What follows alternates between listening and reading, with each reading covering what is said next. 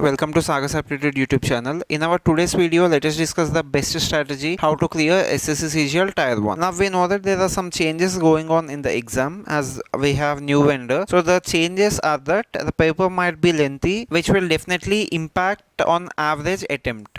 Now as the paper is lengthy, then automatically most of the people will take more time to do some questions, so that's why the average attempt will definitely go low. When TCS is the vendor, on an average the attempt was around 75-80 like that, but as the paper is lengthy, now the average attempt will definitely go low. Next, there are high chances that the cutoff will drastically come down as the paper is lengthy, and also the average attempt will go low. Automatically it impacts majorly on cutoff. So what the expected cutoff can be is around 120. Expected cutoff for this exam will be around 120. And also the another thing is, we know that the pattern is new. That means the way of asking questions is different. Now the best thing is it is new for each and everyone. The paper and pattern both are new for each and everyone. That means no one knows what comes in our exam. Ssc-Cgl Tier 1 will be held first time with the new vendor. So it is also new for everyone. If we keep our minimum targets like this, that is reasoning 17 to 18 questions. So 17 to 18 questions means nearly 7 questions we need not attempt. 7 questions, even though if we need not attempt, if we attempt 18 questions perfectly, then we will be getting around 36 marks. So you have 7 questions with you which you need not attempt. You have choice. In other ways, we can say that we have choice of skipping those 7. So you can skip 7 questions in reasoning. Next, coming to English, around 15 to 16 if you answer perfectly, then it is very good enough. That means you have around 9 questions. So you can skip around 9 questions. It can be reading comprehension, or it can be para jumbles, or it can be anything. 9 questions are in your hand which you can skip. So if you do like that, then you will be getting around 30 to 32 marks. Next, coming to aptitude, if you attempt around 16 to 17 questions, then approximately you have 8 to 9 questions. That means you can skip these questions. Even though if you skip 8 to 9 questions, you will be getting around 32 to 34 marks. Next, coming to GK. GK is obviously considered the toughest because it is very clear that we are getting statement based questions, we are getting match the following questions, so that's why GK is considered tough. Even though if we read something, that means let us say that even though if we read some known topics, the paper appears to be completely different in the exam hall. So that's why we should be able to score around just 5 to 6 out of 25. So if you are not answering 20 also, no problem. Even though if you are not answering 20 also, there will not be a major problem. Just try to get at least 10 marks. If you are scoring at least 10 marks and also 12 marks, that means the range is between 10 to 12 marks. If you are scoring around 10 to 12 marks in GK, then obviously you are scoring good in that subject. So let us check. In reasoning, you have 7 questions in your hand. Even though if you did not answer 7 questions, it doesn't create any problem to you. Now coming to English, you have 9 questions in your hand. You can skip 9 questions. In aptitude, you can skip around 8 to 9 questions. In GK, you can skip around 20 questions also, no problem. You should answer 5 confidently and almost the 5 should be correct. That means you should get at least 10 marks in GK. These are the minimum marks. So if we add these, then here it is 106. Okay, 106 to 114 marks. If you are scoring around 106 to 114 marks also, that is considered as very good score if the paper is lengthy. So if you are able to score these marks, then you are scoring well. You are scoring well in Tier 1. Those marks will be enough to clear Tier 1 exam. So as of now, let us talk about Tier 1 only. Next, coming to verbal, these are important. Keeping phase 13 in mind, these are the important topics. First one is active passive, next it is direct indirect. So active passive and direct indirect, we are getting more questions. Previously we don't have any questions in Tier 1, but now they recently introduced these 2 topics in Tier 1 also. And also these are appear to be somewhat lengthy when compared to the previous questions. So further, the best source is if you practice Tier 2 papers before TCS. So before TCS means what? Before around 2017, 2016 like that. If you practice these year papers, Tier 2 papers, then active passive and direct indirect are somewhat lengthy. So it gives good practice. Also if you practice bank exam questions also, it is well and good. Next, lengthy reading comprehension. Previously we used to get reading comprehensions before TCS in Tier 1. So there the passages are a little bit less only. When you prepare for Tier 2 exam, so just take Tier 2 exam before TCS, take Tier 2 exam papers. In that reading comprehensions are good to practice now. Also the questions are not direct. Questions in reading comprehensions are indirect. I'll also tell you how the questions are coming. So a big passage is given, around 3 to 4 paragraphs passage is given. Now in that also questions are indirect. So questions are indirect means what? Some sentences are given. Some sentences are given from reading comprehension, and they will be asking what type of sentence is this. So the sentence can be simple, the sentence can be compound, the sentence can be complex. So first of all, you should know what is simple, what is compound, what is complex sentences mean. These questions are also asked from reading comprehensions. Next, para jumbles, these are lengthy. Again, if you prepare for bank level questions, then those are good enough for practice. For para jumbles weightage is also more when compared to TCS. Next, types of phrases. So from reading comprehension, again some sentences are given, some phrases are given, and the questions are like this. This type of phrase belongs to what? In options it can be adverbial, noun, adjective and prepositional phrases. So the just what type of phrase it is. From reading comprehension, a random sentence is taken and they will be asking what type of phrase is that. Next, vocabulary. Even from reading comprehension also we can get this vocabulary. That means some randomly a word is taken. What is synonym of this, or what is antonym of this? Like that also questions can be asked. So in vocabulary we get synonyms, antonyms, one word substitutes, idioms. Next, seventh one, error detection, sentence improvement. So error detection, sentence improvement, this weightage is reduced when compared to TCS. So here the questions are less in number when compared to the previous exams. Next, spellings. Spellings are considered to be tough. If we check for phase 13, so most of the students said that the spellings given are tough. So from spellings also we get around 2 questions. In TCS also it is the same. We used to have spellings there also, but there the spellings are somewhat easy. But coming to here, the spellings are considered to be difficult. Next, single or double fillers. So single or double fillers means these are nothing but fill in the blanks. These are fill in the blanks. So those are the last one. Now let us check for the approximate weightage of English. This is just approximate weightage. Okay, coming to reading comprehension. So if you check for this, from reading comprehension we are going to get around 5 questions. This topic gives maximum weightage in the exam. As we already discussed that those 5 questions are from, it may be synonyms, it may be antonyms, and also a randomly a sentence is taken, and this is what type of sentence, simple, complex, compound, like that. And also a phrase in that is taken. This phrase comes under what? Adverb, pronoun, noun, adjective, like that. Those type of questions are asked. So be prepared for it. And also the questions are indirect from reading comprehension. Next, coming to active passive. In active passive we have 3 questions. In direct indirect we get around 3 questions. And also these are lengthy. These are not easy. These are lengthy active passive, direct indirect. Next, coming to para jumbles, here we get around 4 questions. So mostly we get 4 questions from para jumbles. Again, these para jumbles are also not easy. You need a thorough practice for that one. For that, just prepare tier 2 papers previously. That is from around 2017, 2016, like that. Okay, error detection or sentence improvement. So in this we get only 2 questions. Previously we used to get around 4 to 5 questions in error detection, sentence improvement, but coming here the weightage is reduced to just 2 questions. Next, these are somewhat easy when compared to the other ones.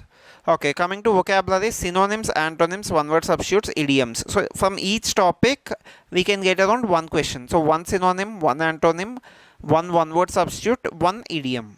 Next, spellings. From spellings we get around 2 questions which are tough. Coming to fillers, again in fillers we get around 2 questions. So fillers are nothing but fill in the blanks. These are 2 types. One is single blank, the other one is double blank. This is about English. This is just expected weightage taken from phase 13. So coming to logical reasoning, here also some new topics have been introduced in tier 1. So coming to tier 1 exams, we have critical reasoning. Critical reasoning plays a key role. In critical reasoning we have statement and course of action, cause and effect, statement and conclusions, statement and inference, statement and arguments, statement and assumptions, assertion and reason. So this is another new topic, assertion and reason. Next, data sufficiency. Previously we used to get these topics in tier 2 exam, but if you consider the new vendor, there are high chances that these questions or these topics may come in tier 1 exam only directly. Next, data analysis, situation reaction test, input output, inequalities, word building and word formation. This you can see in banking exams. That means some letters are given. From those letters, what type of meaningful words can be formed? Otherwise, how many meaningful words can be formed? Like that, questions can be asked from word building or word formation. Now, if you clearly observe the syllabus, all topics are there in the syllabus. But coming to TCS, in TCS we used to have very less weightage for these topics. But coming to the new pattern, these topics became very important. We are getting so many questions from these topics. So just all the topics are same, but the weightage is changed when we compare from TCS to Eduquity. Just the weightage is changed. Okay, these are the new topics in tier 1. Now coming to these 7 topics, these 7 are old ones only. That means these 7 are common in both TCS and Eduquity. Coming to first one, coding and decoding,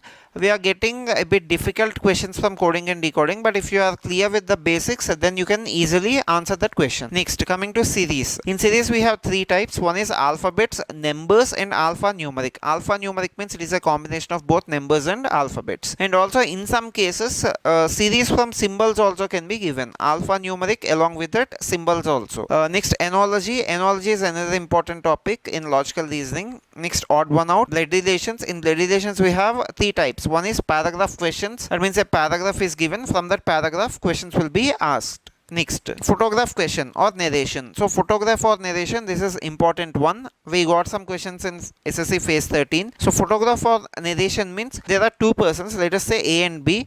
So on seeing B, A is describing, like B is my father's, sister's, husband's, daughter's, son, something like that. A is describing B. So the question will be like this: how is A related to B, or how is B related to A? These questions are nothing but these are photograph or narration questions. Next, coded questions. In TCS, these coded questions are important. If TCS is the vendor, definitely we get questions from coded blood relations. But coming to the new vendor, this photograph or narration became more important. Next, syllogisms. Syllogisms are common. Syllogisms are almost same even though if the vendor is changed. Next, mathematical operators. Mathematical operators means we use BODMAS rule, like plus becomes minus, minus becomes into, like that. All previous pattern questions only. Mathematical operators. This is about logical reasoning. So if you observe, here we have 13 topics.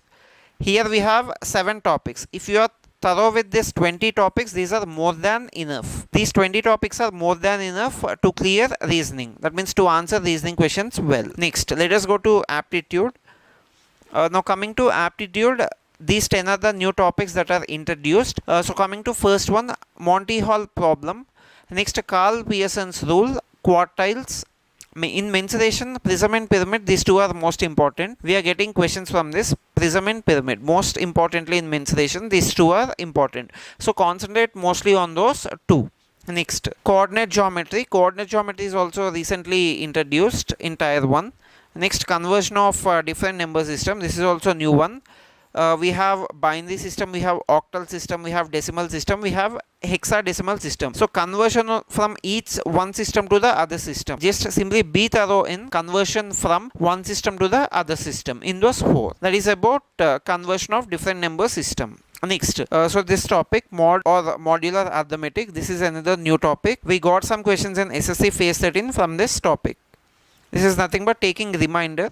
So after division, taking remainder as the answer. That is about modular arithmetic. Next, coming to trigonometry. In trigonometry, heights and distances are most important. Also, heights and distances questions are a bit lengthy ones. But if you are good with basics, then you can easily answer this one, heights and distances. Coming to the next topic, progressions. Progressions are also newly introduced, and there are also chances that we get progressions in CGL Tier 1 exam. So also be thorough with that. If you don't have enough time, first clear all the basics. So clearing basics is most important.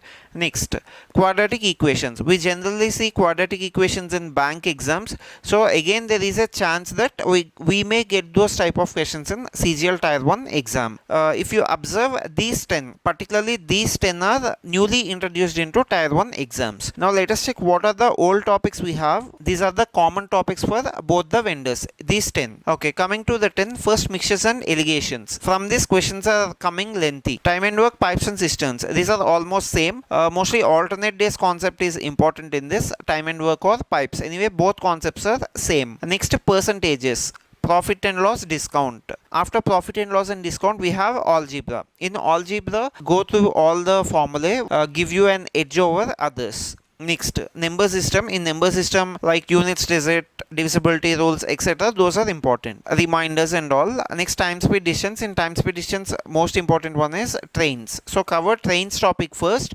After that, if you have time, you go to other topics. If you don't have any time, covering trains is enough. Next, coming to geometry, here also some basic questions are being asked. So be thorough with the concepts of geometry. Next, coming to Ssc-Cgl, in simple interest, compound interest, installment questions are important. Installments questions are frequently asked. So just go through with installment questions in SI and CI. Next, coming to ninth topic. Ninth one is averages. Last one is ratios or ages. These two concepts are same. So these 10 are old concepts, but these 10 are also important for the new vendors exam. These 10 are considered important by the new vendor also. Coming to aptitude, in aptitude also we have 20 topics. These 10 are new ones. These 10 are important. Next, these 10 are old ones, but even then these 10 are important. So we discussed around 20 topics in aptitude. 10 old and 10 new. Just cover all these 20 topics. Again, covering these 20 topics gives you more marks when compared to others. So first cover these 20 topics. Next, coming to GK, this is considered the toughest one, toughest section out of all the four. GK is the toughest one because in GK we cannot predict the questions. And also the way of asking questions has completely changed. If you observe, we are getting statement based questions. Most of the questions are statement based, and in some questions also we are getting match the following. These topics are important. First one is census. Next, census of 2011, and these are also some difficult questions, not easy questions what we can predict. Next, government schemes, solar system, 5-year plans, sports. Sports is also important.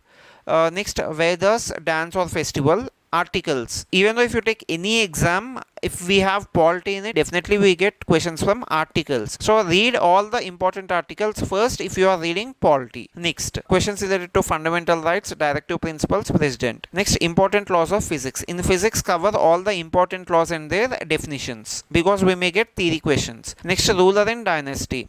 So some questions will be asked like this. Even then we can get this and match the following. Rulers are given in column A, dynasty is given in column B. Match the ruler with that particular dynasty. Like that also questions can be asked. Next, crop and season. Crop and season also we can get in match the following. International organizations, their headquarters and all. Next, important appointments, ranks and indices. All this comes under current affairs. Space, defense, military exercises, awards, important awards and honors. Next, coming to biology, cell structure, vitamins, plant and animal kingdom. This comes under biology. Next, budget, RBI related questions can be asked. Economic curves. So economic curves definitions are also important. Next, coming to chemistry. In chemistry, most of the questions lies around periodic table. Next, if you have time, read some chemical formulae also. So periodic table, chemical formulae, these two are important. Coming to chemistry. Next, coming to geography, rivers, rocks, mountains and crops are important. Again, this also can be given in match the following. Next, Delhi Sultanate. We can get questions from Delhi Sultanate also.